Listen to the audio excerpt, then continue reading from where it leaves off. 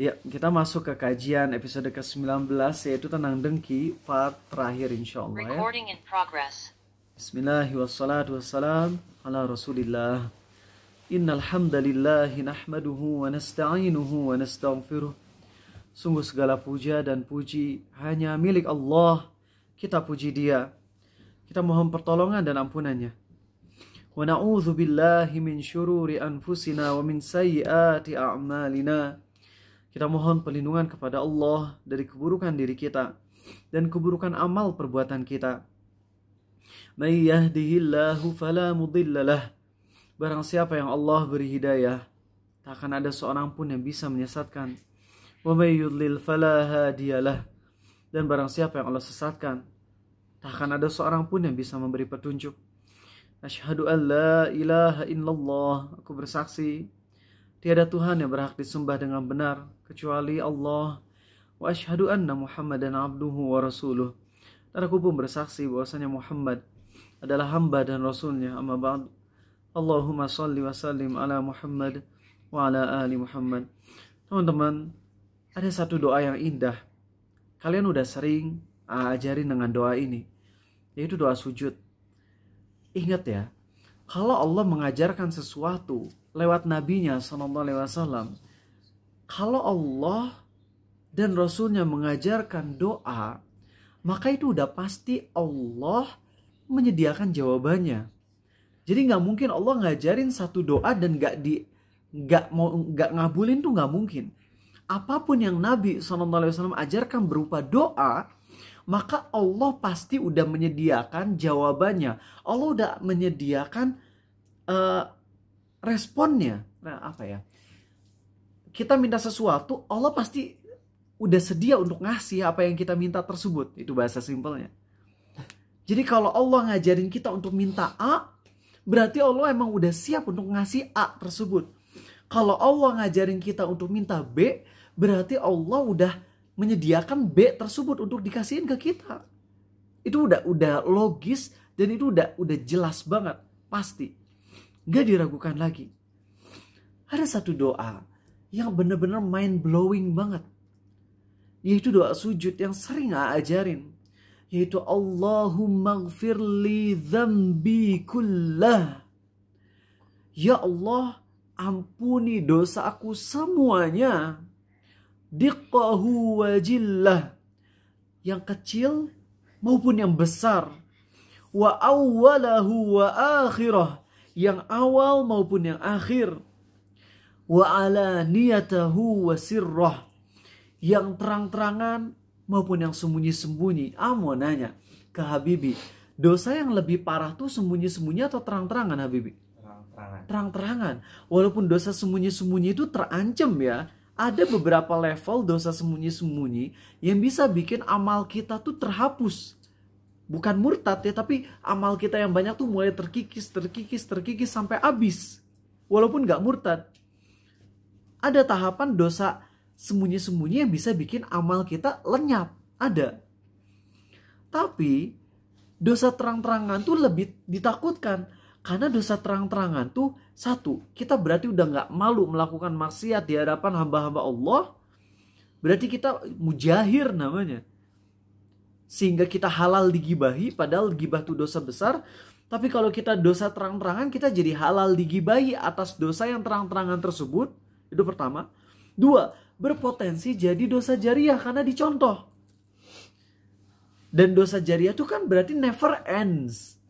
Dosa jariah itu kan ngalir terus, gak berhenti-berhenti. Kita mati tapi dosanya tetap ngalir. Tapi ternyata Allah ngajarin kita untuk minta doa, minta ampun dari dosa kita yang kita lakukan terang-terangan. Berarti artinya apa? Artinya masih ada harapan. Dosa yang selama ini kita lakukan terang-terangan, yang berpotensi jadi dosa jariah, yang berpotensi kita akan terus dapat dosa lagi, walaupun kita udah mati. Contohnya kita pernah dosa pacaran terang-terangan, atau kita pernah ngepost maksiat terang-terangan. Daniel, duduk, gak boleh ngalangin. Kita pernah maksiat terang-terangan, kita pernah ngajarin orang dosa yang mana kemudian dosa tersebut diikuti oleh dia, kemudian diajarin ke temannya lagi, ngalir terus, dosanya tuh udah bener-bener kita nggak tahu lagi nge-tracknya gimana. Kalau kita harus tracking dosa kita udah hopeless tuh. Ini dosaku udah dicontoh sama siapa aja yang harus aku ajak untuk tobat dari dosa-dosa yang aku ajarkan, aku udah nggak tahu lagi. Tapi ternyata Nabi ngajarin doa tersebut. Ampuni dosa yang kulakukan sembunyi-sembunyi dan terang-terangan. Yang awal, yang akhir, yang kecil, yang besar. Maka teman-teman, kalau kita emang hopeless, kita udah gak ada harapan atas dosa-dosa yang kita lakukan, kita gak boleh hopeless. Kita gak boleh putus asa dari doa. Salah satu murid AA, murid online, walaupun belum pernah ketemu langsung, kisahnya udah agak-agak lupa. Tapi di tahun 2019 dia nabrak orang, ibu-ibu ditabrak. Dar. Setelah nabrak ibu-ibu, apa yang terjadi tahu? Kabur. Habis nabrak ibu-ibu kabur. Waktu berlalu 6 tahun, tapi itu menghantui terus. Aku udah nabrak ibu-ibu ini. Gimana kalau di hari kiamat aku akan dihisap, itu pengobatan ibu-ibunya kalau harus ke rumah sakit itu harus berapa juta. Wah, dia itu kepikiran terus. Dan dia udah bingung, nabrak cuman sekali kan, gak kelihatan ibu-ibunya siapa. Mau nyari gimana? Bingung kan? Akhirnya kasih saran, ya udah kamu sedekah senilai pengobatan ibu-ibu tersebut. Dan kamu berdoa kepada Allah agar Allah membuat ibu-ibu tersebut mau memaafkan kamu. Akhirnya dia ngelakuin. Dia sedekah beberapa juta. Nitip ke Arizal untuk sampaikan ke orang-orang miskin. Apa yang terjadi teman-teman? Setelah dia ngelakuin saran Arizal tersebut, dia belum ngerasa plong. Saya masih tetap takut saya nggak diampuni. Saya masih tetap mau ikhtiar aja. Dia cari ibu-ibunya. Gimana caranya? Dia pergi ke daerah di mana ibu-ibu tersebut ditabrak. Dia pergi ke daerah tersebut. Oh, ternyata di kampung ini. Dan dia pergi ke kepala desanya. Kepala desa atau lurah, nggak tahu lah. Pokoknya dia ngaku ke kepala desa atau pokoknya ke pejabat pemerintahan. Dia ngaku, Pak, saya dulu pernah nabrak ibu-ibu gini. Akhirnya apa yang terjadi? Ada petugas kantor di sana, ibu-ibu, dan pengakuan dia disebar gitu ya. Disebar pengumuman, di broadcast gitu di grup orang-orang desa tersebut. Tahun 2019 pernah ada nggak dari warga kampung ini yang ditabrak oleh seorang laki-laki, ibu-ibu yang ditabrak, disebar. Dan ternyata yang dapat info itu ada yang ditabraknya ternyata tetanggaan sama ibu-ibu yang lagi bertugas di sana. Si ibu-ibu ini nge-update status di WhatsApp dan ternyata dibaca sama ibu-ibu yang ketabrak itu. Akhirnya dibawalah si murid Arizal ini ke ibu-ibu tersebut. Apa yang terjadi? Kira-kira diapain sama emak-emak yang menakutkan ini? Pas sudah sampai, dia ngaku salah, dia tobat, dia minta maaf karena dulu udah nabrak, terus langsung kabur karena takut kondisinya tuh nggak banyak mikir, langsung kabur aja. Dan ibu-ibunya bilang apa? Dari semenjak kamu belum minta maaf, ibu udah maafin. Allahu Akbar. Benar, kagum banget itu teman-teman. Bisa. Dosa-dosa yang kita udah zolim ke orang lain di masa lalu, yang kita udah kayak, aduh kayaknya kalau gak akan dimaafin deh. Tapi kalau kita terus doa ke Allah, apa susahnya bagi Allah ngelakuin itu? Makanya doa teman-teman. Kalau kalian punya kebutuhan apapun, doa, termasuk kalian masih punya iri, dengki, doa. Kalau Allah agak dihilangkan rasa iri, dengki tersebut. Kalian lagi jatuh bisnisnya, doa. Kalian pingin kaya, doa. Kalian pingin bisa haji, doa. Yang tulus, yang sungguh-sungguh, yang khusyuk. Penting teman-teman. Termasuk dosa-dosa besar kita yang kita udah gak tahu gimana cara keluarnya. Karena udah ketagihan banget. Doa. Doanya yang tulus. Tapi masalahnya dosa besar saya adalah saya kerja haram. Kalau kerja haram berarti gajinya haram. Kalau gajinya haram, doa dikabulin gak? Kalau uang yang kita makan haram, doa kan gak dikabulin. Tetap doa. Walaupun doa kita potensinya tertolak gara-gara kita makan makanan haram, ya kita doa, ya Allah makananku haram. Dan Rasul SAW mengancam orang yang makanannya haram, maka nggak akan diterima tuh doanya. Tapi aku tetap mau doa, ya Allah. Siapa yang bisa ngebimbing aku buat tobat dari makanan, minuman, gaji haram ini kalau bukan Engkau? Engkau yang bisa bimbing aku tobat padamu. Walaupun sekarang belum bisa aku tinggalkan pekerjaan ini, tapi aku mohon kepadamu, ya Allah, hidayahmu. Doa teman-teman. So sekarang yang udah mulai terlalu banyak banget masalah, yang udah benar-benar sempit banget problem. Hidup kita tuh, bumi tuh udah sempit banget gara-gara banyak ya problem. Doa teman-teman, doa. Dan buat kalian yang lagi happy, lagi senang-senang, lagi gak ada masalah, ini momen terpenting untuk doa. Nabi SAW bersabda, barang siapa yang ingin dikabulkan doanya saat lagi sempit, maka hendaklah dia berdoa saat lagi lapang. Jadi sekarang kalian lagi kaya-kayanya, apa doa yang paling pantas saat orang lagi jadi super kaya? Ya Allah, anugerahkan kepadaku kekayaan. Udah kaya kok minta kekayaan? Ya iya. Justru itulah saat kalian lagi sehat-sehatnya, doalah ke Allah. Ya Allah, aku mohon kesehatan dari sisimu, ya Allah. Dan aku mohon rasa syukur secara terus-menerus, ya Allah. Pas kalian lagi kaya, ya Allah, anugerahkan kepadaku kekayaan dan rasa syukur kepadamu. Pas kalian lagi sukses-suksesnya, kalian doa ke Allah, ya Allah, anugerahkan kepadaku kesuksesan, ya Allah, dunia akhirat, kesuksesan di kampus. Padahal udah wisuda tuh, cum laude nomor 1 tertinggi di kampus. Doa itu. Ingat, Nabi SAW bersabda, barang siapa yang ingin dikabulkan doanya saat sempit, maka hendaklah berdoa di saat lapang. Kalian yang dosa-dosanya sama Allah ditutupi, dan kalian bahagia, orang-orang memuliakan kalian, itulah momennya yang paling tepat untuk kalian berdoa, ya Allah, tutupi aib-aibku, ampuni dosa-dosaku. Buat orang-orang melupakan kesalahan-kesalahanku. Biar apa? Biar nanti kalau misalnya kejadian kita mulai dosa-dosanya diingat-ingetin sama orang lain, terus kita doa ke Allah dengan doa yang sama, insya Allah lebih mustajab. Karena saat kita lagi baik, saat kita lagi banyak nikmat, kita nggak lupa sama Allah. Maka saat sempit, kita makin sungguh-sungguh lagi doanya. Itu teman-teman ya. Semoga nasihat di opening ini bisa jadi manfaat buat Ariza pribadi terutama. Kita masih ngebahas tentang dengki, dan kita akan ngebahas kisah-kisahnya. Ada untuk teori tentang dengki, tingkatan dosa dengki dan sebagainya udah kita bahas kemarin. Dan kita dapat pelajarannya dari kisah-kisah yang viral. Pertama, ingetin kalian sebagai penuntut ilmu, jangan sibukkan diri dengan hal-hal yang viral. Kalian tuh jangan sibukkan diri dengan hal-hal yang viral sebagai penuntut ilmu. Tapi kita tahu orang-orang awam nggak bisa kita nasihatin kayak gini. Gini ya, kalau ada film yang viral, seperti dulu ada film namanya Komeng. Komeng. Ya Komeng, kalau bukan Komeng mah eta gubernur ya apa?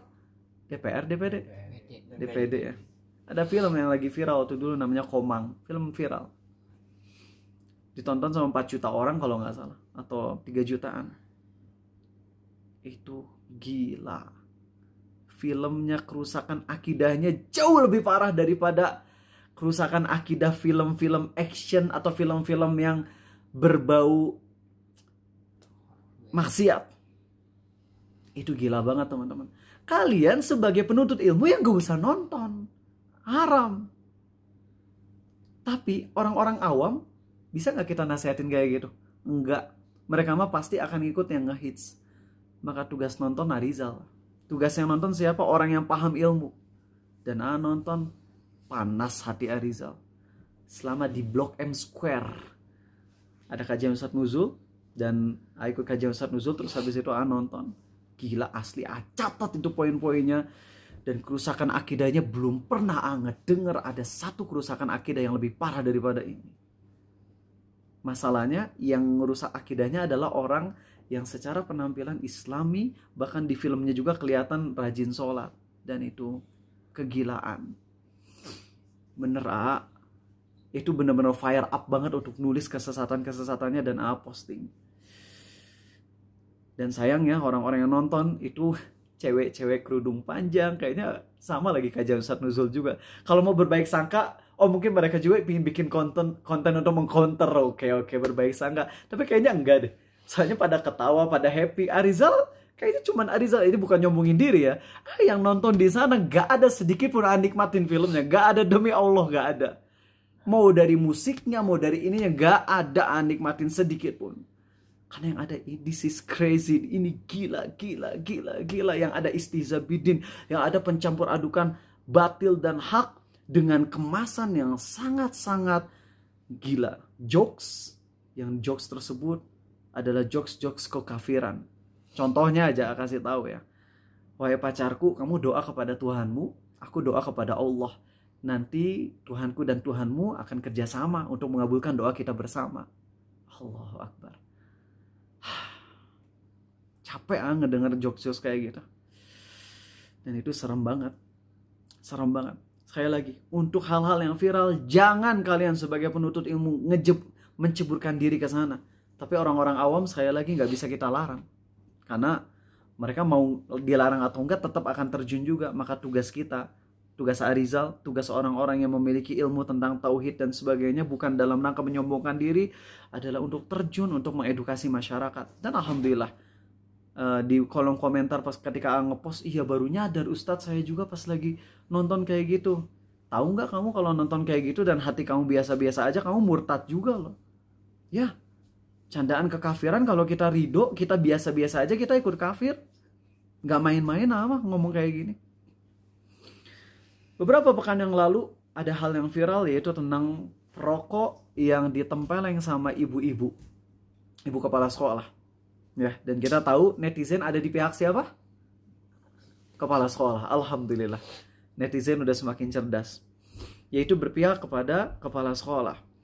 Namun kita ngelihat kemarin bagaimana ketika diwawancarai ada ibu guru yang justru malah ikut memojokkan sang kepala sekolah. Dari bahasanya, itu kita udah nggak bisa baik sangka lagi.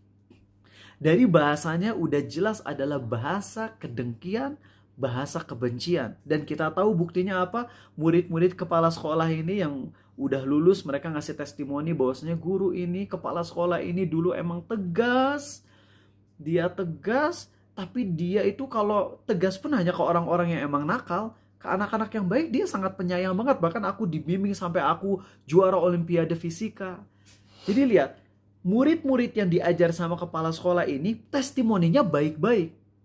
Sedangkan guru tersebut malah testimoninya buruk. Dari situ kita udah bisa menyimpulkan hampir 100% bahwasanya si guru yang ngasih testimoni buruk tentang kepala sekolah itu tidak lain adalah karena kebencian. Dan ada beberapa teori bahwasanya emang guru tersebut dengki sih. Kemungkinan emang pengen dilengserkan kepala sekolahnya supaya dia jadi guru penggantinya. Supaya jadi kepala sekolah pengganti. Kalau itu teori terserah, teori netizen. Tapi yang bisa pastikan adalah guru tersebut menaruh kebencian kepada sang kepala sekolah. Dan guru tersebut ingin kepala sekolahnya semakin dipojokkan. Kalian bisa ngelihat dari kejadian yang real ini, yang baru kita ngelihat di medsos, bahwasanya kebencian, kedengkian itu membuat chaos semakin buruk. Dan yang nerima dampaknya siapa? Coba, yang bikin orang-orang jadi nggak sekolah itu emang gara-gara solidaritas sama si orang yang ditempeleng sama kepala sekolah?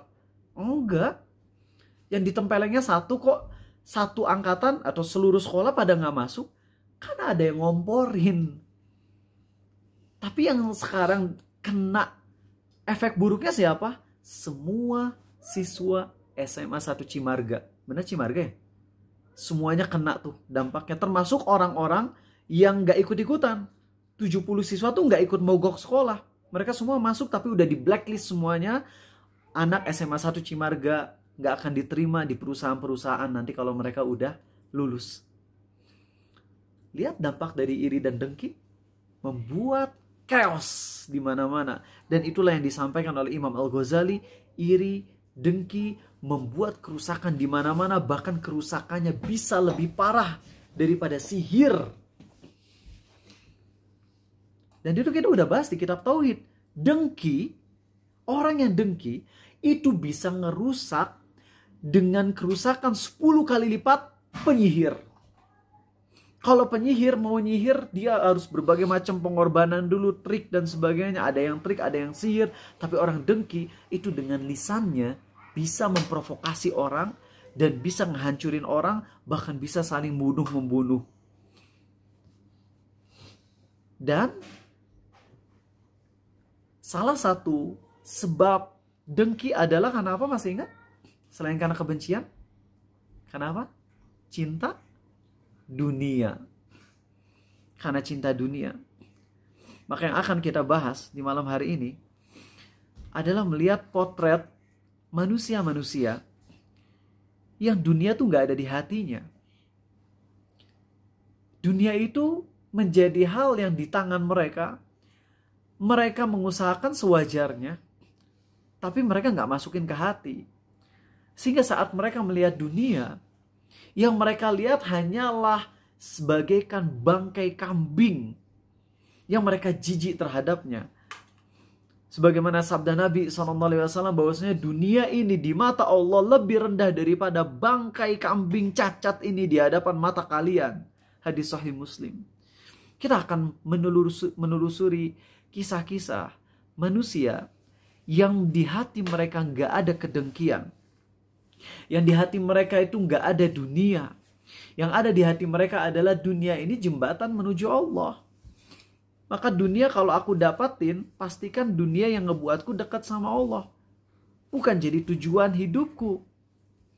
Kita akan dengar kisah-kisah tersebut, teman-teman. Yang pertama adalah kisah secara umum Ahlus Suffah. Yaitu manusia-manusia sahabat Nabi SAW yang miskin. Mereka makannya tuh, kita tahu kan ya, orang Ahlus Suffah itu sering kelaparan. Kalau lagi nggak ada yang sedekah, kalau lagi musim paceklik, ya mereka kelaparan. Sampai kita ngedenger Abu Hurairah di antaranya. Ketika Abu Hurairah masih miskin sebelum jadi gubernur ya. Dan ketika Abu Hurairah jadi gubernur, jadi kaya, itu pun harta Abu Hurairah lebih banyaknya yang disedekahin. Bahkan anak perempuannya yang punya emas saja sama Abu Hurairah dibilang, anakku sayang.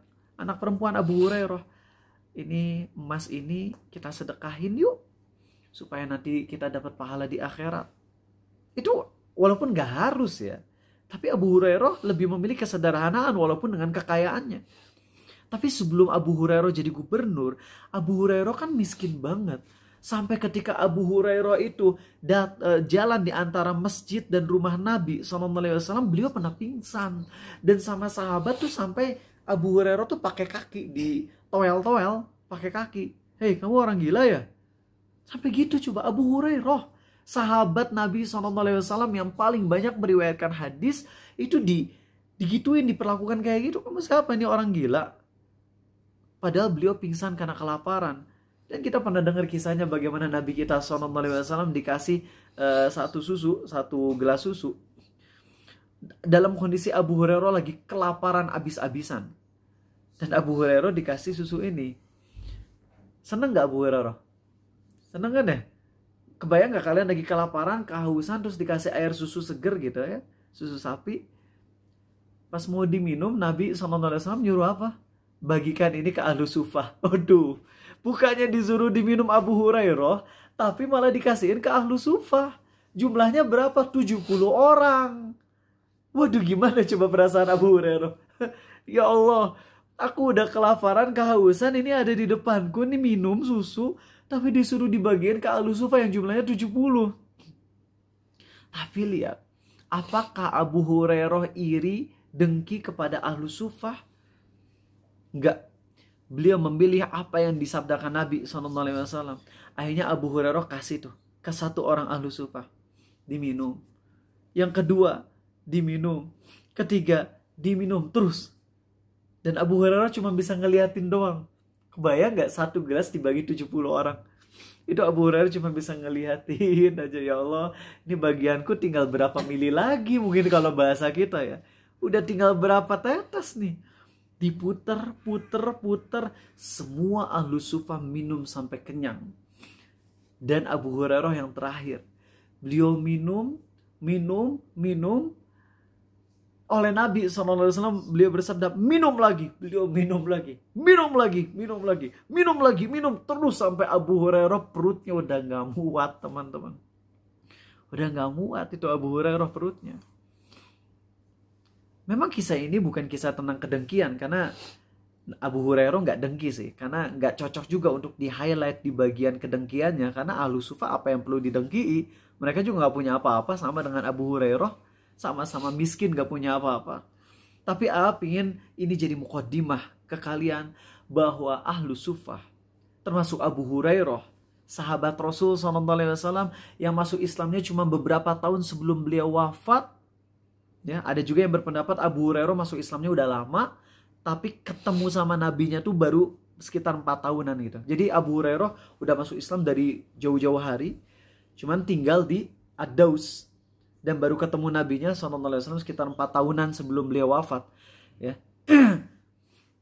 Tapi meng-highlight dulu untuk sebagai mukaddimah bahwasanya ahlu sufa ini manusia-manusia termiskin, manusia-manusia termalang.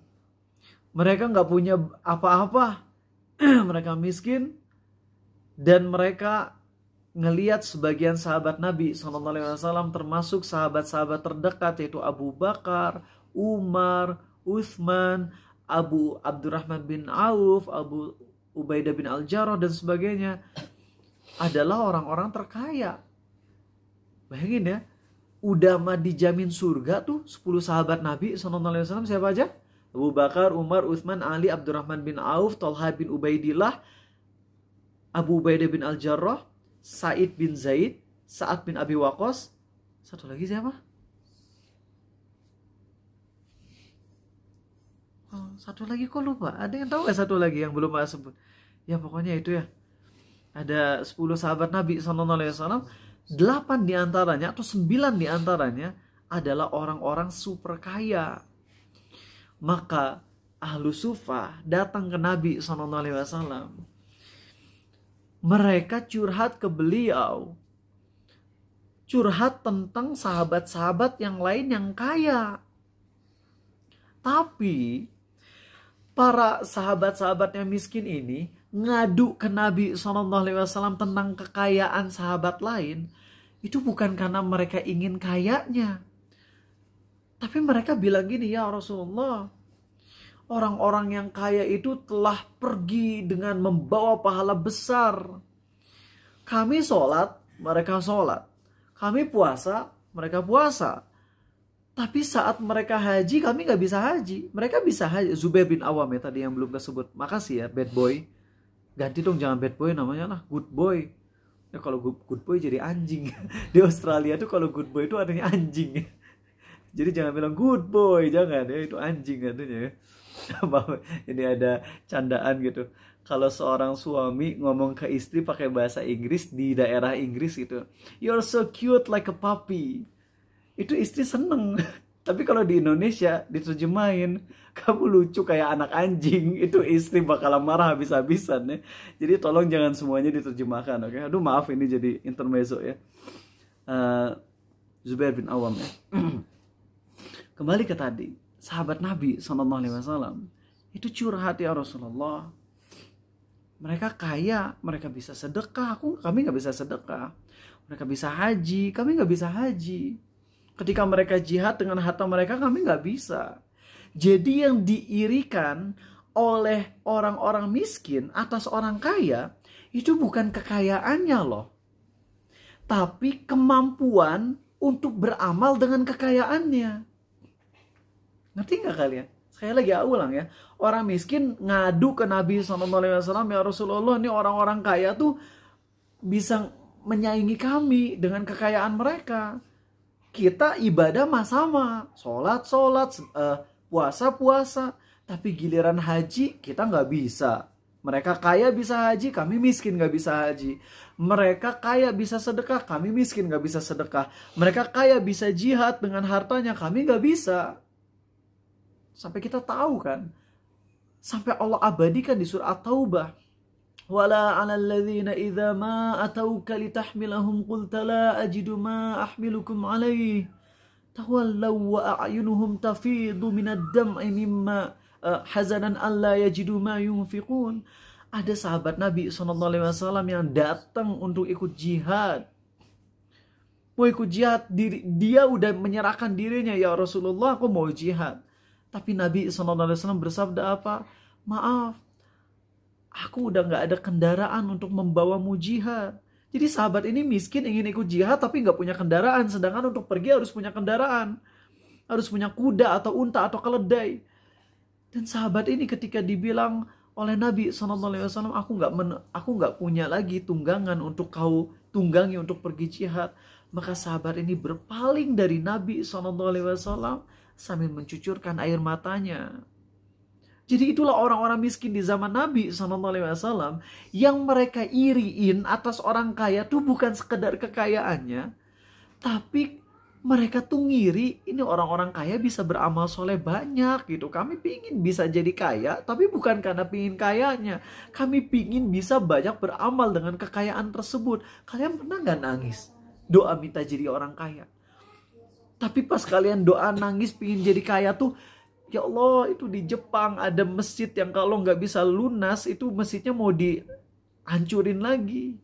Mereka harus lunas dalam 1 bulan. Terus kalian ngelihat video itu, ngelihat yang open donasi tapi belum juga terpenuhi donasinya. Terus kalian nangis, ya Allah, aku pengen kaya ya Allah, supaya nanti masjid-masjid di Jepang itu kalau lagi butuh tinggal transfer langsung beres semua ya Allah. Pernah gak kalian nangis?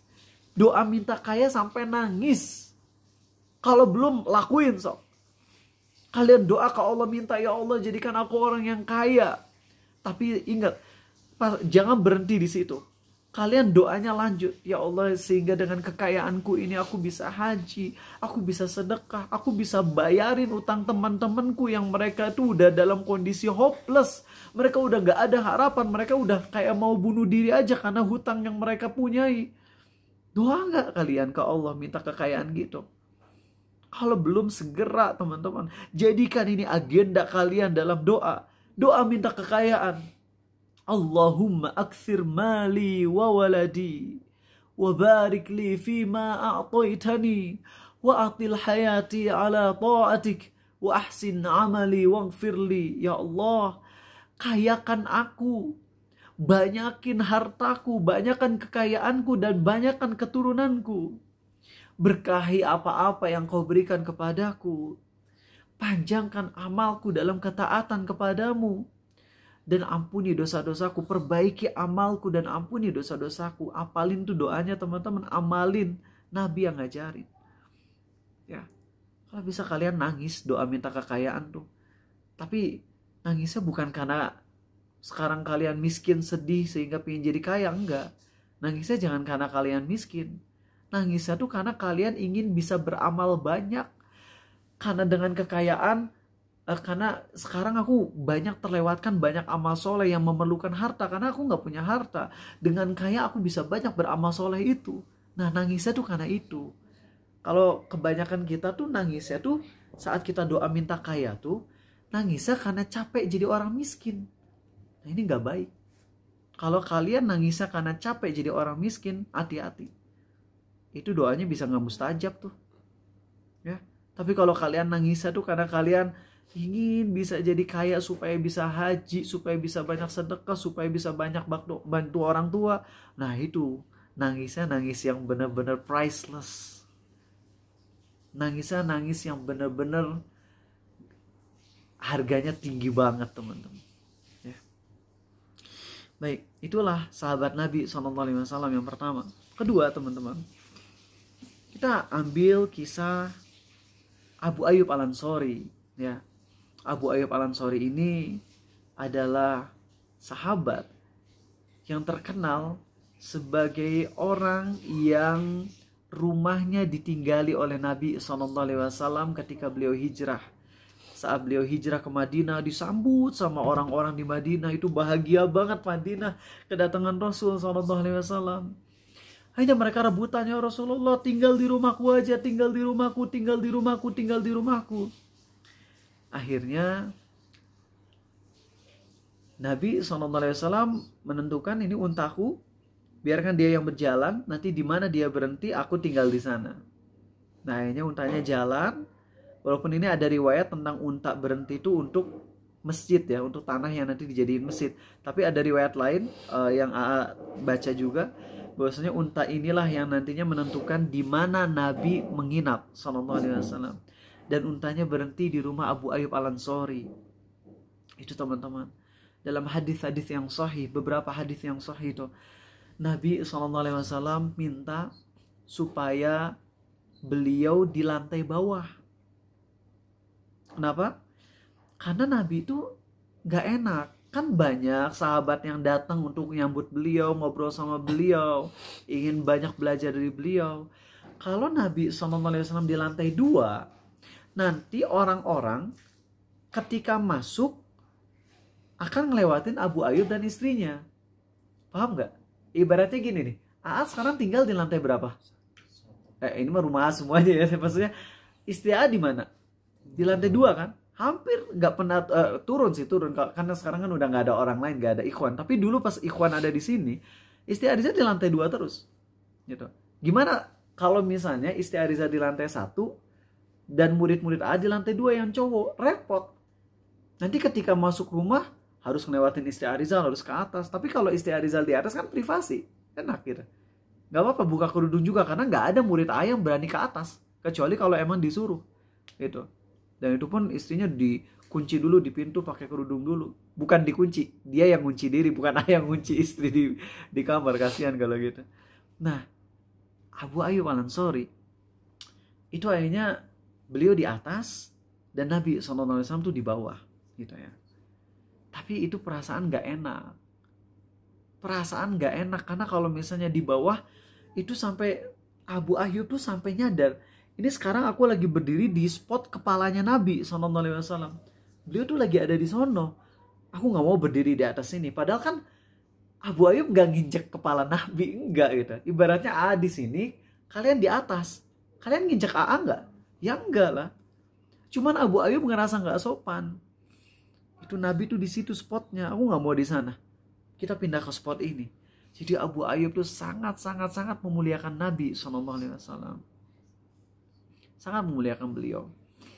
Dan akhirnya teman-teman, beliau suatu malam itu ada air yang tumpah.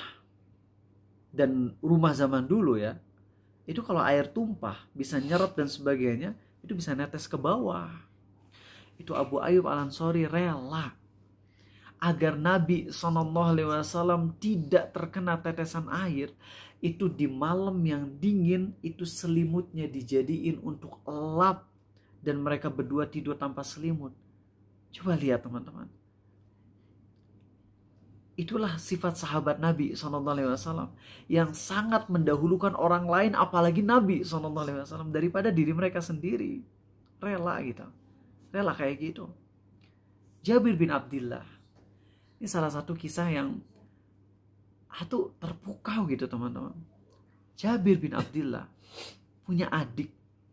Kalau nggak salah adiknya 10. Maaf kalau nggak salah ya. 4 atau 10. Adiknya cewek semua.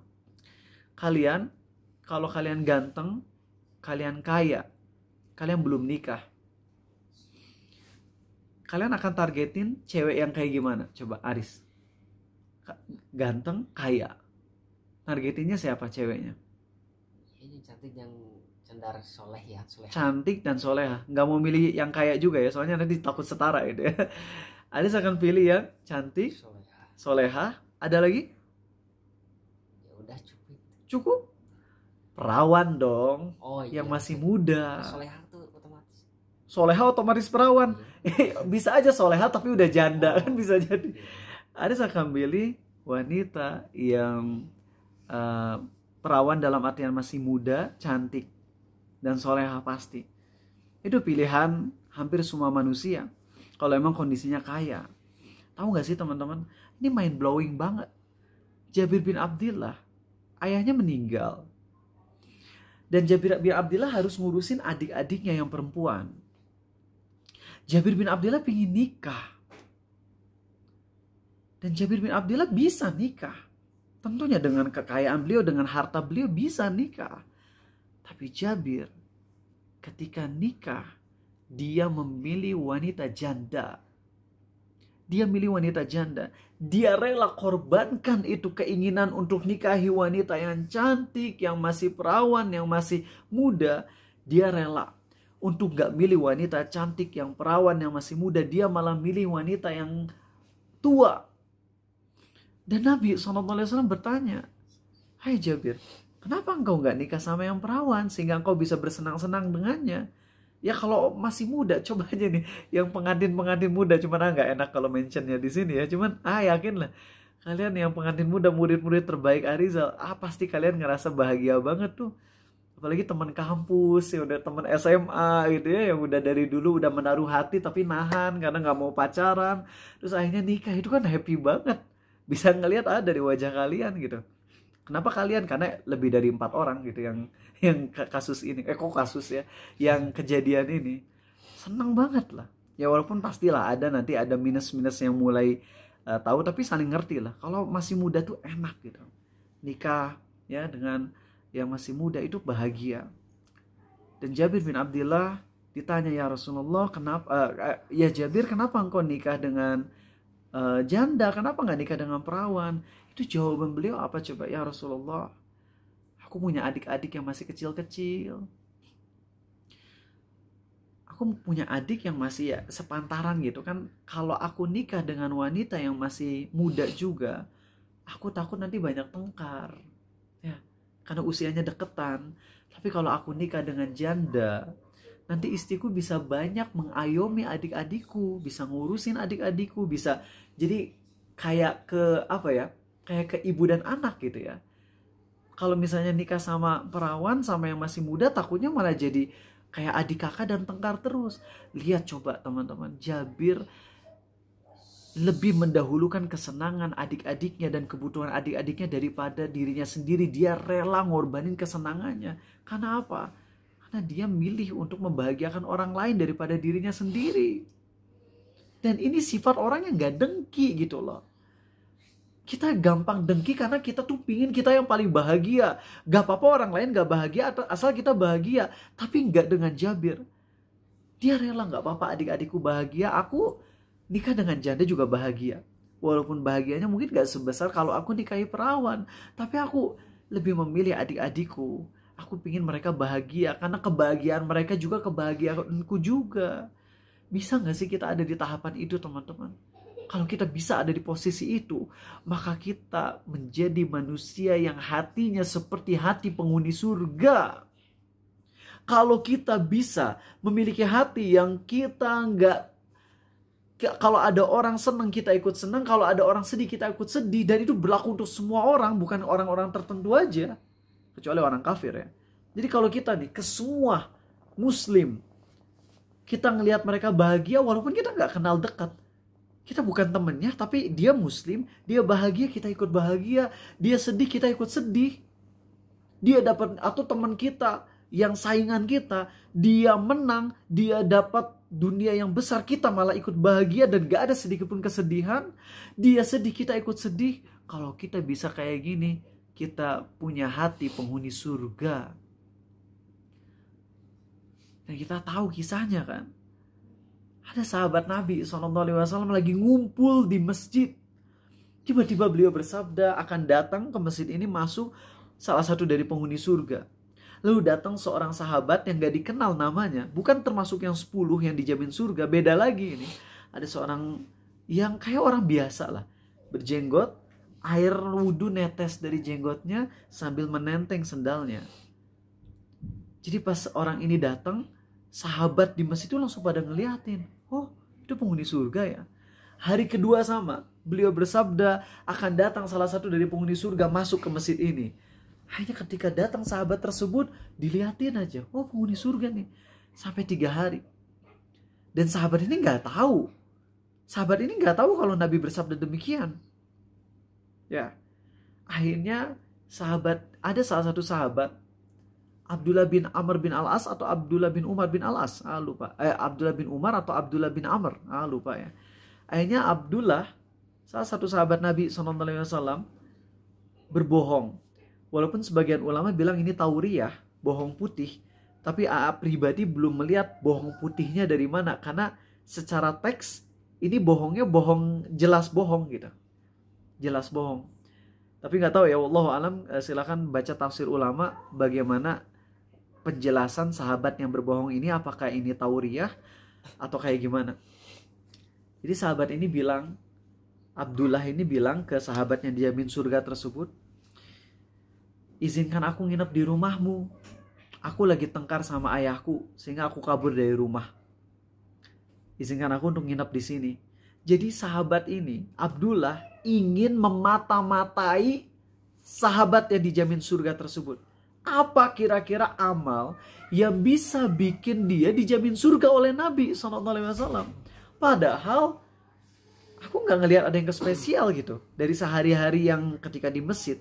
Jadi aku mungkin bisa ngelihat amalan spesial ketika di rumah. Taunya apa? Ketika di rumah yang dijamin surga itu tidur, sedangkan Abdullah tahajud. Bingung. Ini Abdullah sholat tahajud, sedangkan orang yang dijamin surga tidur aja. Dia cuma bangun sebentar di malam hari, tidur lagi. Bangun-bangun tuh pas menjelang azan subuh aja. Kemudian sholat subuh di masjid. Udah gitu aja. Selama 3 hari gak ada amalan spesial sahabat tersebut. Akhirnya Abdullah bin Amr merasa hampir aja Abdullah bin Amr tuh meremehkan sahabat tersebut. Kalau bahasa kitanya gini, alah, ini bahasa kita ya, bukan bahasa beliau ya. Amalan spesial, kok dijamin surga sih? Padahal gak ada yang spesial. Saya ngerasa lebih banyak amalnya daripada dia. Kok bisa-bisanya Nabi SAW bersabda dia penghuni surga. Setelah 3 hari, barulah di situ Abdullah jujur. Maaf, aku di sini bukan karena tengkar dengan ayahku. Bohong aku. Aku nggak tengkar dengan ayahku. Aku di sini sebenarnya untuk memata-mataimu. Karena Rasul SAW bersabda bahwa engkau tuh penghuni surga sampai 3 hari. Dan ketika aku nginap di sini, aku nggak melihat ada amalan spesial yang kau lakukan. Terus sahabat tadi bilang, ya aku sebagaimana yang kau lihat. Gak ada amalan spesial yang kau lakukan. Akhirnya Abdullah kecewa. Gak dapat info apa-apa. Amal spesial kagak ada. Terus si sahabat yang dijamin surganya juga gak ngasih tahu apa-apa yang spesial. Akhirnya Abdullah pergilah mau keluar. Pas mau keluar pintu, kemudian dipanggil sama sahabat yang dijamin surga tersebut. Kecuali ada satu yang kulakukan, yaitu sebelum aku tidur, aku selalu menghilangkan ghil. Aku selalu menghilangkan ghil itu. Artinya adalah kedengkian, dendam, iri. Itu selalu aku hilangkan dari hatiku sebelum aku tidur. Jadi setiap kali tidur, itu sahabat ini tuh merenung siapa aja yang nyakitinku, siapa aja yang berpotensi aku dengki kepadanya, siapa aja yang aku dendami. Aku semua maafkan, aku semua hilangkan rasa dengki, iri, dendam, marah kepada seluruh muslim. Itu yang beliau lakukan ternyata. Akhirnya disitulah Abdullah bilang, ini toh amalan yang kau lakukan, sedangkan kami gak ada yang bisa melakukannya. Masya Allah. Ternyata kalau kita bisa kayak gitu teman-teman, bisa seneng ngelihat orang lain seneng, kita gak dahulukan diri kita daripada orang lain ya. Jadi kita dahuluin orang lain dulu kalau perkara-perkara duniawi. Kita lebih mementingkan kepentingan orang lain, kita lebih ingin mereka bahagia daripada diri kita. Jadi kita bisa dijamin surga tuh, bisa masuk surga. Tentunya proporsional ya, karena ada momen-momen dimana kita nggak bisa mendahulukan orang lain terus, nggak bisa. Ada momen-momen dimana kita harus dahulukan diri kita, apalagi kalau kita mudarat ya. Jadi ini kisah secara global, tapi ada momen-momen tertentu yang kita nggak bisa ngelakuin hal tersebut. Kita harus dahulukan diri kita dulu daripada orang lain. Ada momen-momennya, sehingga kalian kalau mau ngamalin nasihat Arizal ini tentunya harus proporsional, harus melihat situasi kondisi juga. Oke. 2 sahabat lagi sebagai penutup teman-teman adalah Abu Ubaidah bin Al-Jarrah, sahabat Nabi SAW yang dijamin surga. Salah satu dari 10 sahabat Nabi SAW yang dijamin masuk surga. Kita tahu bagaimana kesolehan beliau gak diragukan, karena beliau udah dijamin surga. Sehingga nggak mungkin lagi kita ragu. Kesalahan-kesalahan beliau udah dijamin diampuni oleh Allah dan dijamin masuk surga. Abu Bakar menyerahkan komando umum, komandan perang, panglima perang kepada Abu Ubaidah. Abu Bakar ngirim ke Syams pasukan dan Abu Ubaidah itu jadi panglima perangnya. Jadi general komando umum itu bahasa Inggrisnya? General leader lah pokoknya, jadi pemimpin tertinggi pasukan. Tapi Abu Ubaidah minta, janganlah, saya nggak cocok jadi panglima perang. Tapi Abu Bakar maksa, kamu yang jadi panglima perang. Akhirnya diterimalah. Ketika pasukan kaum muslimin berada di negeri Syams menghadapi posisi yang sangat sulit, Abu Bakar rubah.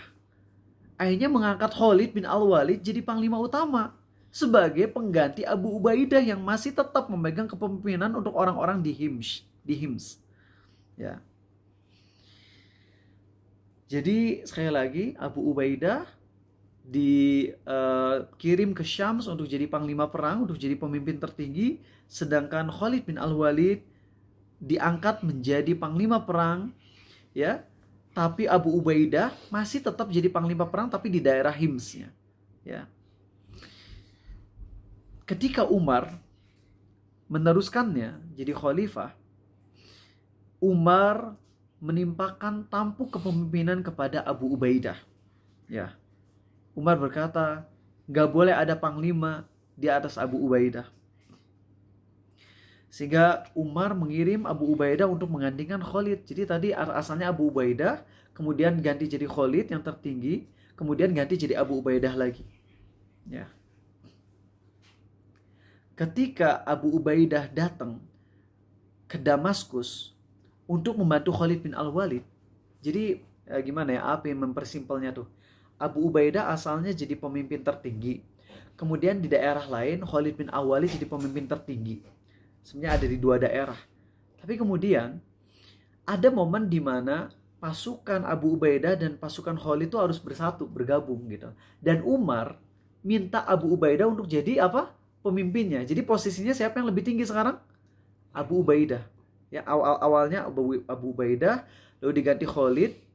Ya, kemudian sekarang diganti Abu Ubaidah lagi, dan Abu Ubaidah harus pergi ke pasukan Khalid untuk ngebantu Khalid untuk menyerang kaum musyrikin. Tapi ketika Abu Ubaidah datang ke Khalid bin Al-Walid, itu Abu Ubaidah nggak ngomong ke Khalid bahwasanya aku ditunjuk oleh Umar untuk menggantikanmu menjadi panglima perang. Itu Abu Ubaidah merahasiakannya. Dia nggak mau ngomong ke Khalid, nggak mau ngasih tahu apapun. Sampai beres tuh peperangan, ya. Akhirnya Khalid bilang, semoga Allah mengampunimu. Umar udah mengangkatmu sebagai panglima dan kau juga udah nerima jadi panglima perang. Tapi kok kau nggak ngasih tahu ke aku sih, kata Khalid gitu. Jadi seakan-akan Khalid tuh masih yang level tertinggi.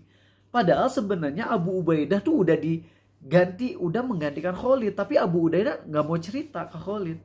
Untuk menjaga perasaan Khalid, sekaligus Abu Ubaidah nggak mau jadi sombong. Abu Ubaidah ingin merahasiakan posisi beliau sebagai panglima perang, ya, di hadapan Khalid. Sampai ketika beres perang baru Khalid tahu ternyata Abu Ubaidah itu udah menggantikanku, harusnya dia jadi panglima perangnya. Makanya Khalid bilang, semoga Allah mengampunimu wahai Abu Ubaidah. Umar udah mengangkatmu sebagai panglima, tapi kok merahasiakannya di balikku sih? Kok malah sholat di belakangku? Padahal kepemimpinan ada pada tanganmu. Jadi kalau panglima perang tuh harusnya jadi imam kalau lagi sholat juga gitu. Jadi biasanya kalau yang jadi panglima perang sekaligus sebagai imam sholat juga. Tapi Abu Ubaidah malah tetap jadi makmum, tetap nggak ngaku sebagai panglima perang. Kenapa wahai Abu Ubaidah, kata Khalid. Maka jawaban dari Abu Ubaidah ini luar biasa banget. Semoga Allah juga mengampunimu Khalid. Aku tidak ingin mengatakannya kepadamu, hingga engkau sendiri yang tahu dari orang lain. Aku tidak mengharapkan kekuasaan dunia. Aku tidak berjuang untuk dunia. Sungguhnya apa yang kita lihat ini akan berakhir pada kefanaan dan penghabisan. Kita ini bersaudara, para penegak perintah Allah. Seseorang tidak akan rugi jika dipimpin oleh saudara seagamanya. Bahkan pemimpin mengetahui bahwa dirinya lebih rentan terkena fitnah dan lebih beresiko jatuh ke dalam kesalahan karena kebinasaan yang menghadangnya, kecuali siapa yang dijaga oleh Allah. Masya Allah teman-teman. Jadi ternyata Abu Ubaidah gak lapor ke Khalid karena beliau gak ingin jadi pemimpin, gak ingin jadi orang yang besar. Beliau tetap rendah hati. Beliau ingin tetap merasa gak ada apa-apanya di hadapan sahabat lain. Padahal kita tahu, kita sepakat siapa yang lebih baik, Abu Ubaidah atau Khalid? Ya Abu Ubaidah lah. Abu Ubaidah tuh udah dijamin surga. 10 sahabat terbaiknya Nabi SAW. Tapi ternyata itu semua tidak menyebabkan beliau jadi sombong. Itulah teman-teman orang-orang yang gak ada dengki di hatinya. Gak ngelihat oh dia jadi pemimpin, dia jadi yang gantiin aku jadi iri, aku jadi dengki. Gak ada. Itulah kisah para sahabat. Dan yang terakhir sebagai penutup teman-teman adalah kisah Suraqah bin Malik ya. Kalau ini yang ingin saya tekankan sebenarnya adalah Umar bin Al-Khattabnya. Cuman gak ada salahnya kita cerita tentang Suraqah bin Malik dulu. Nabi bersabda SAW, wahai Suraqah, bagaimana menurutmu jika engkau mengenakan kedua gelang Kisra? Kalau pemimpin Romawi itu namanya Kaisar. Kalau pemimpin bukan. Kisra itu pemimpin Persia ya. Persia itu harta kekayaannya adalah mutiara dan perak. Siapa sih Suraqah bin Malik teman-teman? Suraqah bin Malik adalah manusia yang sangat ingin membunuh Nabi SAW. Ketika orang-orang di Mekah udah berkumpul ingin membunuh Nabi SAW, dan mereka ngadain sayembara, siapa yang bisa bunuh Muhammad, 100 unta bagi dia. Pas lagi ngumpul tuh orang-orang di tempat rapat, datang seseorang yang laporan, aku baru ngeliat tuh Muhammad dengan 2 orang lagi tuh lagi kabur. Ketika orang ini mulai bersuara, tapi belum kedengeran sama Abu Jahal and the gang, belum kedengeran sama peserta rapat, baru kedengeran oleh Suraqah doang. Jangan ngomong apa-apa, udah. Berita ini kita berdua aja yang tahu. Oke? Akhirnya Suraqah bilang, oh enggak ada apa-apa kok. Itu orang-orang yang lagi lewat dikiranya Muhammad padahal bukan. Jadi Suraqah, kenapa ngomong kayak gitu? Karena Suraqah ingin dapat hadiahnya sendirian.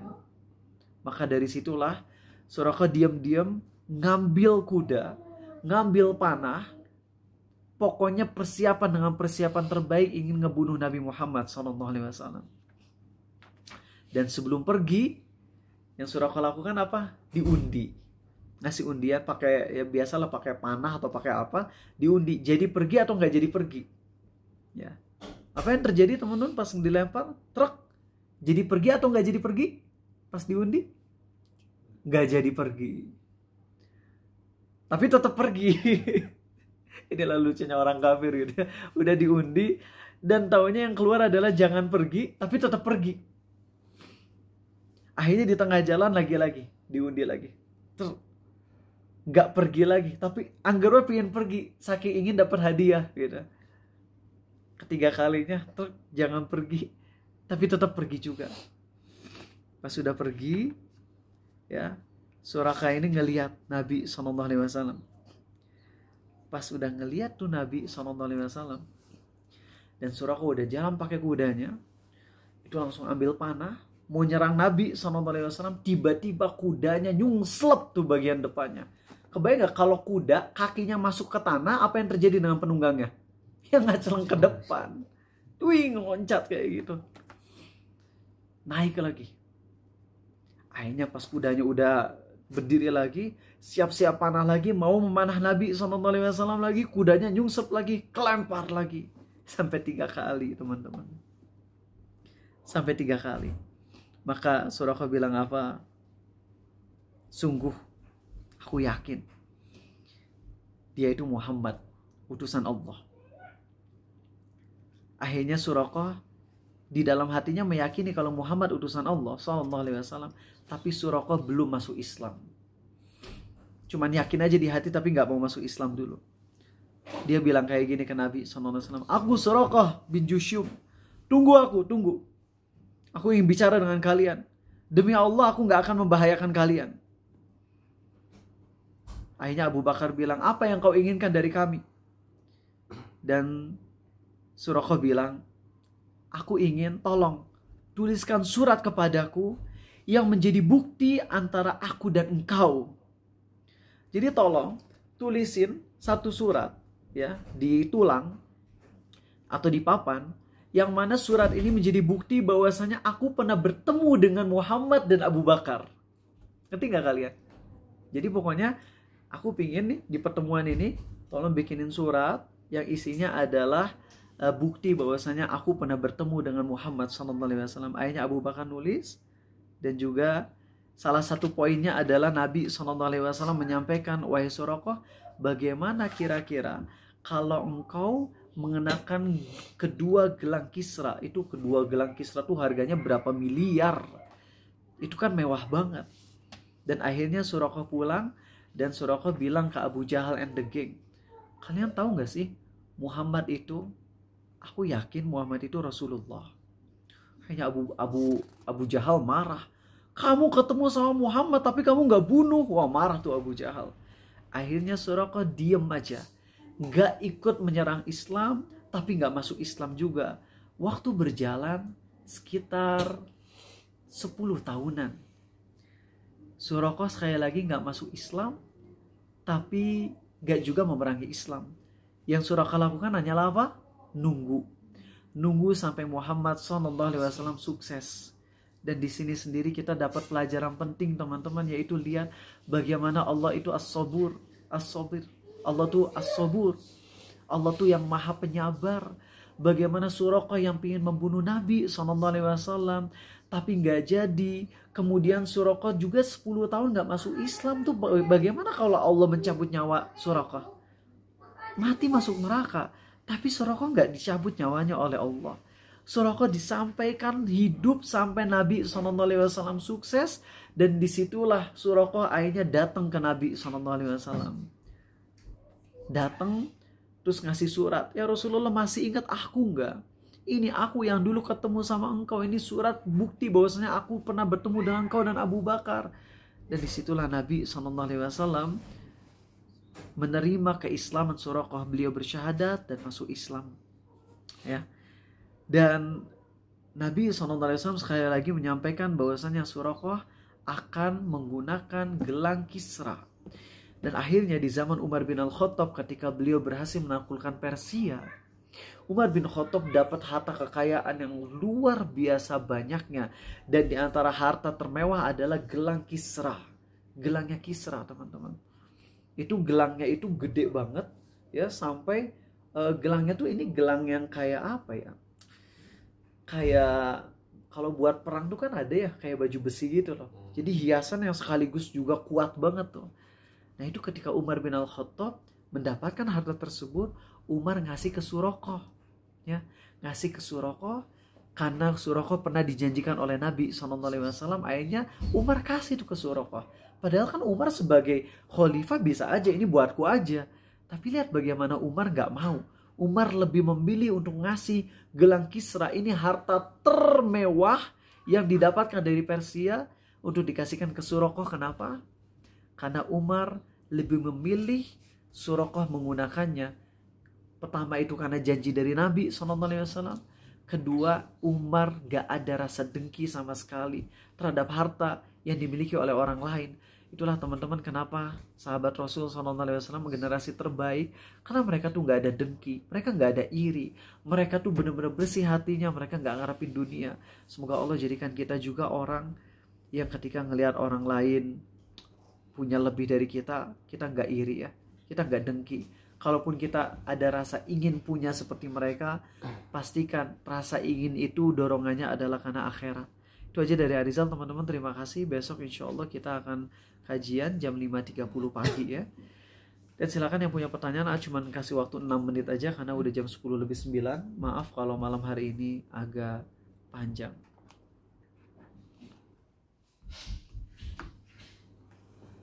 Kalau Nabi kan bilang,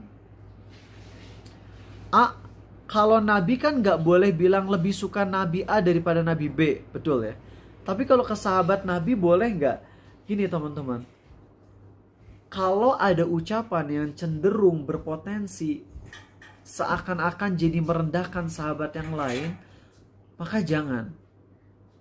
Jangan, apapun itu statementnya, ya. Jadi jangan kita bilang, aku mah lebih suka Tolha bin Ubaidillah daripada Abdurrahman bin Auf. Jangan. Kenapa?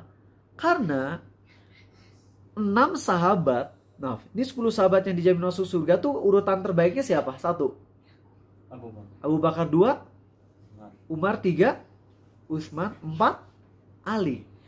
4 ini emang urutan. Kita boleh bilang aku lebih suka Abu Bakar daripada Umar karena emang Abu Bakar lebih dicintai Nabi SAW daripada Umar. Itu boleh. Aku lebih cinta daripada Umar daripada ke Utsman, tapi aku tuh mencintai Utsman, itu boleh. Karena emang 4 urutan ini jelas. Tapi untuk yang ke-5 sampai ke-10, ini urutannya nggak ada. Sehingga yang 6 sahabat Nabi yang dijamin masuk surga sisanya ini urutannya sama. Maka kalau saya bilang saya lebih suka ini daripada itu, khawatirnya berpotensi kayak merendahkan yang lainnya. Jadi jangan. Ya, adapun kalau kita bilang Abu Bakar lebih aku cintai daripada Umar, tapi pastikan redaksinya, diksinya adalah aku mencintai Abu Bakar lebih daripada Umar dan aku pun sangat mencintai Umar. Nah, kayak gitu. Dengan kayak gitu jadi nggak berpotensi merendahkan, ya. Bolehkah seorang mahasiswa mengerjakan skripsi menggunakan sebuah aplikasi bajakan karena harga asli dari aplikasi tersebut belasan atau puluhan juta? Namun aplikasi yang digunakan adalah versi lamanya yang sudah tidak dijual lagi karena versi barunya sudah banyak keluar. Apakah diperbolehkan dan bagaimana cara? Nah, ini nggak bisa ngejawab secara pasti. Paling ngejawab dengan fatwa PS aja, ya, yaitu game PS yang sudah tidak diproduksi lagi, sudah lama. Kata Ustaz Ahmad Suryana tidak masalah kalau kita main game bajakan tersebut yang sudah tidak diproduksi lagi, ya. Nah, untuk aplikasi bajakan apakah bisa disamakan? Nggak berani jawab, ya. Saya makan pisang terus wudhu lalu sholat tapi di mulut masih ada rasa pisang. Lalu saya telan ludah itu, apakah sholat saya sah? Kalau yang ditelan ludah yang berasa pisang nggak ada masalah, ya, selama tidak ada fisik pisangnya. Kalau air ludah yang ditelan tapi ada rasa pisangnya itu nggak batal. Ya. Mana yang lebih utama Ustadz, orang miskin yang sabar atau orang kaya yang bersyukur? Ini nggak pernah ada jawaban yang patennya dari para ulama. Karena masing-masing ulama punya argumentasi kuat dan dalilnya juga kuat. Ketika Allah berfirman tentang Nabi Sulaiman, Allah berfirman ni'mal abd innahu awwab. Ya. Ketika Allah berfirman tentang Nabi Ayyub, Allah berfirman innahu ni'mal abd. Nabi Ayub super miskin dibilang sebaik-baiknya hamba. Nabi Sulaiman super kaya dibilang sebaik-baiknya hamba. Dan dalilnya sama di surat Shad. Maka yang terbaik adalah pendapat Syekhul Islam Ibnu Taimiyah bahwasanya orang kaya yang syukur dan orang miskin yang sabar mereka tuh berlevel-level. Maka yang terbaik adalah yang paling bertakwa di antara mereka. Itu ya pendapat yang terbaik. Ada yang mau nanya dari kalian?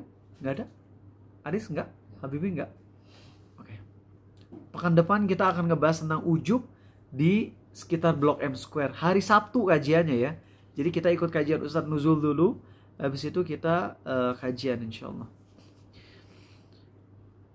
Kalau membaca komik yang tokohnya super power, apakah termasuk dosa besar atau bahkan sampai kekafiran? Nggak bilang itu kekafiran, tapi itu dosa. Ya, itu dosa. Jadi ada bagian-bagian yang dimana di situ kita bilang ini bukan sihir, ini fantasi, dan ini perkara yang sifatnya lucu aja.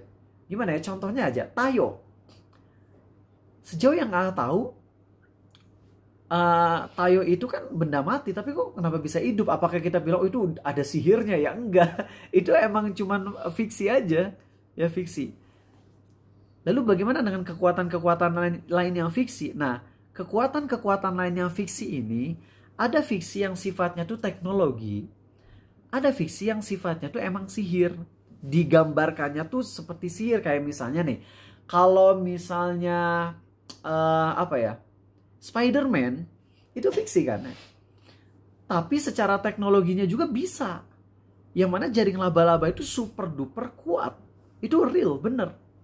Cuman emang belum ada yang sampai ke sampai yang kayak Spider-Man yang bisa sampai ngehentiin kereta api kayak gitu, belum ada sampai situ. Tapi secara teorinya, fisikanya emang udah bener itu, jaring laba-laba tuh bisa super kuat banget ketika dilapis-lapis sangat banyak.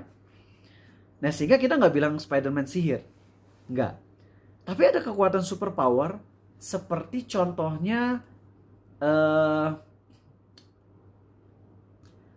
Doctor Strange, yang mana itu di story-nya aja emang mengubah timeline, yang mana itu kan udah jelas menyetarai Allah, yang mana pemilik waktu itu Allah. Ketika dia bisa ngubah masa depan, masa belakang itu, maka itu jadinya masuknya ke sihir, ya, masuk bukan, atau itu film, tapi ini jembatan menuju sihir, makanya itu nggak boleh gitu, ya. Dan ini emang harus jeli kita di sini. Ya, ada bagian-bagian kayak misalnya zombie yang sifatnya itu orang mati hidup lagi, ya, maka ini ya ini masuknya ke kekufuran. Tapi zombie yang sifatnya itu adalah karena obat-obatan dan sebagainya, maka ini masuknya ke science fiction, yang ini nggak masuk ke sihir, tapi masuknya ke fantasi, dan itu nggak bisa dicap sebagai sihir. Tapi kalau bilang haram atau halal, maka ini harus dirinci lagi per case, nggak bisa kita generalisasi gitu. Oke teman-teman ya, semoga bisa dipahami. Memang ini berat karena perkara kontemporer dan kita harus benar-benar jeli, nggak bisa kita samaratakan. Ya, itu aja dari Arizal. Terima kasih, sampai ketemu besok pagi. Tadi yang mau nanya tentang masalah baju yang kena najis, intinya yang udah masuk ke mesin cuci, intinya insya Allah tetap suci ya, nggak apa-apa. Subhanakallahumma wa bihamdik, asyhadu an la ilaha illa anta astaghfiruka wa atubu ilaik. Assalamualaikum warahmatullahi wabarakatuh.